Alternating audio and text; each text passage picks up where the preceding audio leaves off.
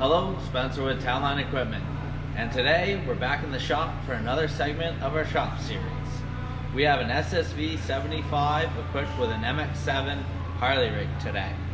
We are going to go through and recondition this Harley Rake. We'll start off in the wash bay and get it cleaned up for inspection.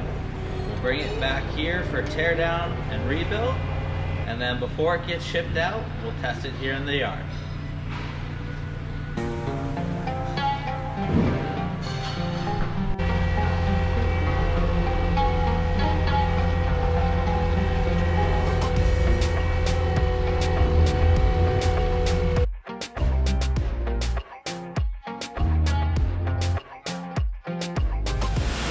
Now that we've got the Harley Rake all cleaned up, we can inspect it for some of those items that we want to address. Over here, the pin for the tilt cylinder, this is loose, so we'll have to go through, pull that out, inspect it, tighten it up.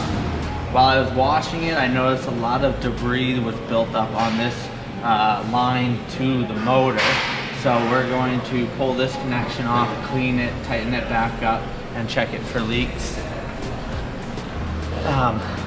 We're also going to pull both of the end caps off and check the bearings for the drum.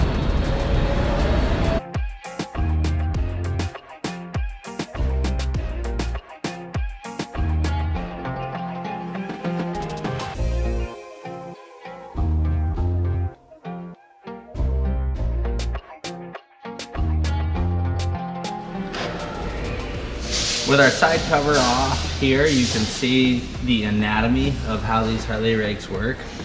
Your drive motor's here on the top with your drive sprocket. You have call it an idler's kind of in the middle here. Right here, these are your tensioners. So these are what keeps the pressure on the chain. And at the bottom is the sprocket on the drum. It's hard to see from your angle, but this is double roller chain. So there's one set of links in the front and a second set of links behind.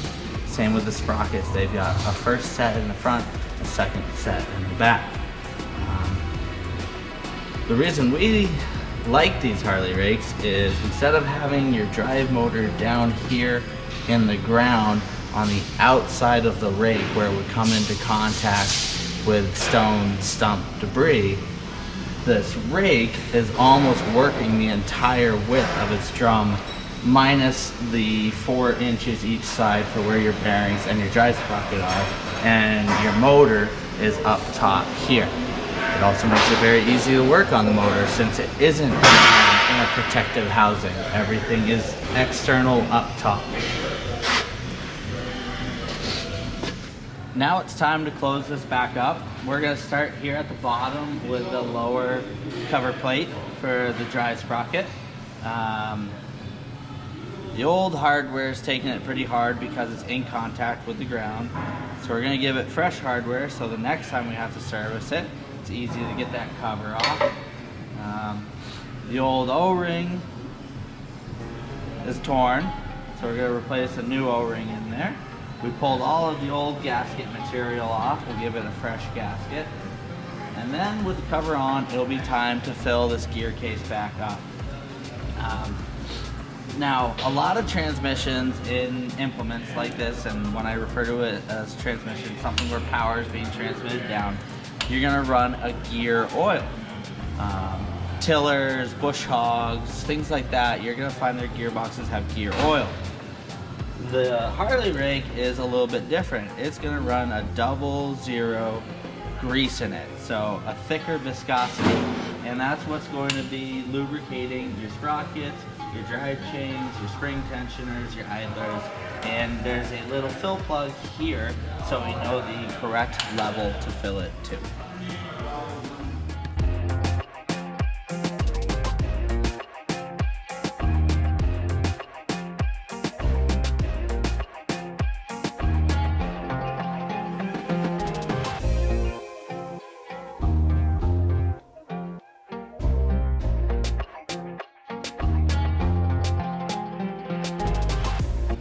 So the only remaining items left on the rake will be to check all the grease zerks, that they take grease, and also that they aren't loose. Loose research love to rotate and pop out once they're gone. People can be notorious, including myself, to not replace them and just wait for the next day. So we're gonna go through, there's 2 on each end, a number of them here in the center where it pivots, 2 per cylinder, and then there's also research out here on the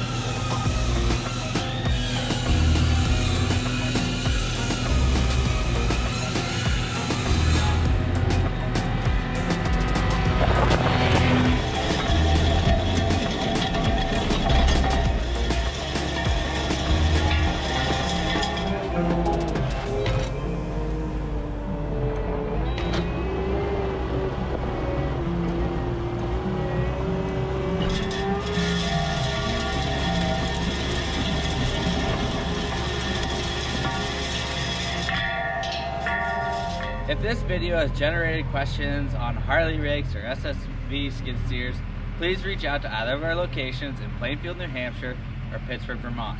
For more videos like this where we're in the shop servicing equipment, visit our website, Townline Equipment. Thank you and have a great day.